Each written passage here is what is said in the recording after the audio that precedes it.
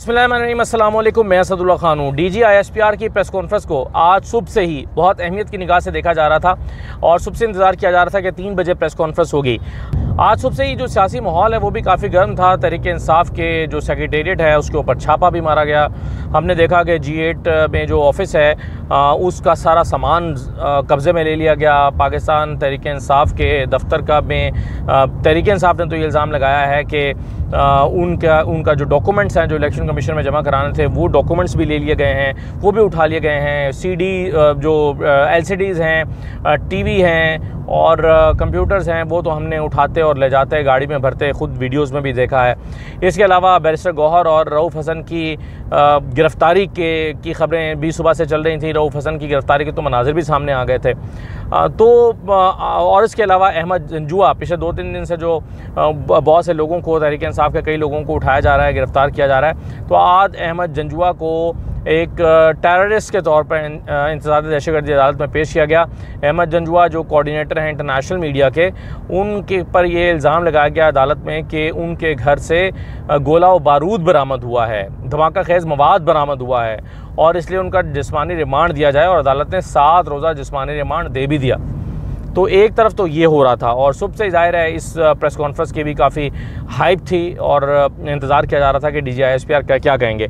तो 3-4 चीज़ों पे बड़ी इंपॉर्टेंट गुफ्तगू की है। एक तो ये जो तासुर या एक जो बात की जाती है कि जी, और हम अक्सर सोशल मीडिया पे ये बात होते हुए देखते हैं कि चूँकि फ़ौज इस वक्त तहरीक-ए-इंसाफ के पीछे लगी है इसलिए उनका ध्यान दहशतगर्दी के ख़िलाफ़ ऑपरेशंस में नहीं है और इसलिए दहशतगर्दी के वाक़यात बढ़ रहे हैं। जब कोई दहशतगर्दी का वाक़या होता है तो फौरी तौर पर यह कहा जाता है, सोशल मीडिया पर ख़ास तौर पर यह तबसरा किया जाता है कि फ़ौज चूँकि PTI के पीछे पड़ी हुई है इसलिए फ़ौज अपना काम ठीक से नहीं कर रही। तो इसका मेरा ख़्याल है कि काफ़ी जवाब दिया है आज DGISPR ने। उन्होंने कहा कि पिछले कुछ अरसे में होने वाले ऑपरेशन में 398 दहशतगर्द मारे गए हैं, 112 से ज़्यादा ऑपरेशन किए गए हैं और रोज़ाना की बुनियाद पर 112 से ज़्यादा ऑपरेशन रोज़ाना की बुनियाद पर हो रहे हैं। फिर वो कहते हैं कि 137 अफसरान और जवानों ने जामे शहादत नोश किया है पिछले कुछ दिनों में।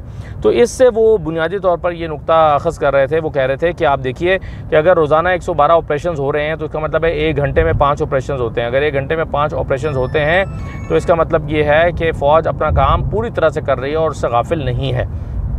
साथ ही ऑपरेशन अज़्म इस्तेहकाम का पर बहुत तफसील से बात की गई है कि ऑपरेशन अज़्म इस्तेहकाम जो है उसमें जो है वो उन्होंने कहा कि ये जो सियासत की भेंट चढ़ा दिया जाता है इंतहाई संजीदा इश्यूज़ को, और इसको भी जो है वो सियासत की भेंट चढ़ाया गया। हालांकि ये एक ऑपरेशन नहीं है बल्कि दहशतगर्दों के ख़िलाफ़ एक मरबूत मुहिम है। एक उन्होंने कहा कि एक स्ट्रॉन्ग लॉबी है जो चाहती है कि नेशनल एक्शन प्लान के मकासद पूरे ना हों। फिर उन्होंने कहा कि क्योंकि एक सियासी माफिया खड़ा हो गया है कि हमने इसे कामयाब नहीं होने देना, इससे इसे कामयाब नहीं होने दिया जाता। वो कहते हैं कि जो हमारा काम है उसमें हमने कभी कोई कमी नहीं छोड़ी है।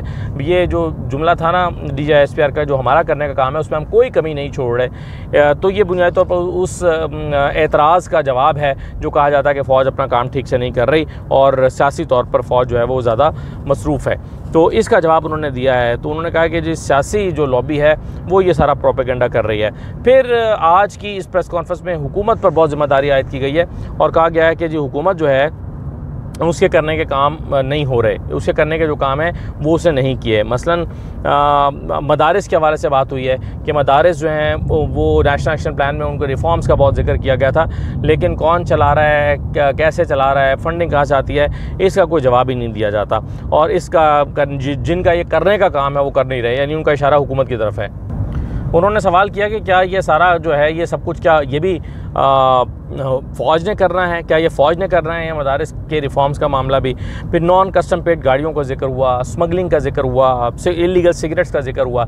ये सारी बातें करके जो बुनियादी तौर पर नुक्ता एक्सप्लेन करना चाहते थे DGISPR वो ये था, वो कहते हैं कि ये सारी चीज़ें जो हैं ये इतनी इलीगल हो रही हैं कि पूरा इलीगल स्पेक्ट्रम जो है वो क्रिएट हो गया है और इलीगल स्पेक्ट्रम जो है वो उन माफियाज़ के हाथ में आ गया है जो गैर कानूनी तरीके से काम करके अपना माल बनाते हैं। चाहे वो इलीगल गाड़ियों का बिज़नेस करते हो, नॉन कस्टम पेड गाड़ियों का बिज़नेस करके करोड़ों रुपये बनाते हो, स्मगलिंग करते हो करोड़ों अरबों रुपये कमाते हो, ये इलीगल सिगरेट्स बनाते हो करोड़ों अरबों रुपये कमाते हो। तो वो कहते हैं कि जब ये इलीगल स्पेक्ट्रम पर इतनी बड़ी इकॉनमी इन्वॉल्व हो जाती है तो फिर उसके नतीजे में होता ये है कि आप जो इलीगल माफिया है वो सपोर्ट करता है कि ये एक सॉफ्ट स्टेट बन जाए, सॉफ्ट स्टेट को सपोर्ट करता है और फिर सॉफ्ट स्टेट के बरकरार रहने के लिए कि उस पर कानून की अमलदारी ना हो पैसे खर्च करता है। वो फिर मीडिया और डिजिटल मीडिया को भी पैसे देता है और वो मीडिया और डिजिटल मीडिया उनके बयानिए को आगे बढ़ाते हैं, उनकी हिमायत करते हैं और इस तरह से जो है वो रियासत कमज़ोर होती है।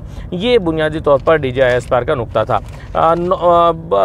काफ़ी हद तक चूँकि पिछली प्रेस कॉन्फ्रेंस जो थी उनकी, उसमें बहुत ज़्यादा सियासी नोयत के सवालात थे, सियासी नोयत की बातें थीं और तहरीक इंसाफ काफ़ी बड़ा मुखातब थी उस प्रेस कॉन्फ्रेंस का। तो आज भी तवक्को तो यही की जा रही थी कि शायद उस पर भी बात होगी, लेकिन बहुत कम जिक्र रहा। बन्नू वाक़े का जिक्र हुआ तो उसको उन्होंने एक्सप्लेन किया, फिर कहा कि उसी में आगे चल के बात की कि 9 मई का जो इंतशारी टोला है उसने बयानिया बनाया कि फ़ौज ने उन्हें रोका क्यों नहीं। यानी 9 मई में भी ज़ाहिर है फ़ौज के ऊपर बहुत सारे लोगों का इल्ज़ाम था कि फ़ौज ने ये फायरिंग कर दी है। तो वो कहते हैं कि जी फ़ौज का एक सिस्टम है कि पहले एरियल फायरिंग की जाती है, लोगों मॉब को रोका जाता है और फिर फायर खोला जाता है, वरना आम आदमी के ऊपर, आम लोगों के ऊपर ऐसे फायरिंग नहीं की जा सकती। तो उन्होंने कहा कि अदालती निज़ाम जब 9 मई के मुल्ज़िमों को ढील देगा तो फिर मॉब मेंटालिटी जन्म लेगी और डिजिटल दहशतगर्द जो हैं वो एक्चुअल दहशतगर्दों के साथ मिलकर काम करते हैं। आज की प्रेस कॉन्फ्रेंस में डिजिटल टेररिस्ट का बहुत जिक्र हुआ, यानी जो डिजिटल मीडिया पर बैठे हुए लोग हैं, जो डिजिटल मीडिया पर बैठे हुए लोग फेक न्यूज़ फैलाते हैं, उनको उन्होंने डिजिटल टेररिस्ट का नाम दिया और कहा कि ये जो झूठी और जाली खबरें फैलाकर अपना कारोबार चमकाते हैं, अपने बहुत छोटे फ़ायदे के लिए ये रियासत को नुकसान पहुँचाते हैं। तो अदालतों पर आज कड़ी तनकीद हुई है। 2-3 मरतबा जो टेररिस्ट हैं उनके केसेस अदालतों के पास गए हैं तो उसमें भी बहुत लो फिगर बताया गया कि अदालतों की तरफ से बहुत ही कम कन्विक्शंस हुई हैं, बहुत लो फिगर है कन्विक्शंस का। और इसी तरह से इसमें जो 9 मई के वाक़यात हैं उसमें भी कहा गया कि जी इंतशारी टोले को जो है वो यानी उनको ढील मिली है अदालतों से। अब ज़ाहिर है 9 मई के वाक़यात में जो मुलव्वस हैं या जो बराह रास्त हमलावर थे उनको तो ढील नहीं मिली, नहीं छोड़ा गया है, लेकिन जो लोग जिन पर गाय चोरी के मुकदमात हैं, जिन पर भैंस चोरी के मुकदमात हैं या फर्नीचर चोरी के या खाद की बोरियां चोरी करने के मुकदमात हैं, उन लोगों को भी ज़ाहिर अदालतें देखती हैं कि मुकदमात कमज़ोर हैं। अब आप देखें ना, जरताज गुल के ख़िलाफ़ अगर गाय चोरी का मुकदमा बनाया जाएगा तो अदालतें फिर ज़मानत नहीं देंगी तो क्या होगा।